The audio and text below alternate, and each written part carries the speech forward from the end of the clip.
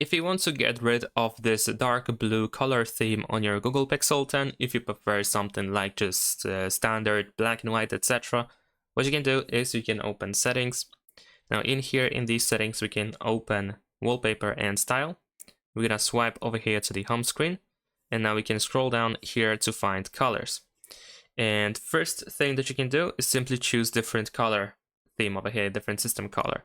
So for example, we can use something like this, more white-ish, etc. You can also disable the dark theme if you want to, and you can press apply in the top right corner once you choose your color. Remember that you can also switch from wallpaper colors to other colors if you want to pick something different.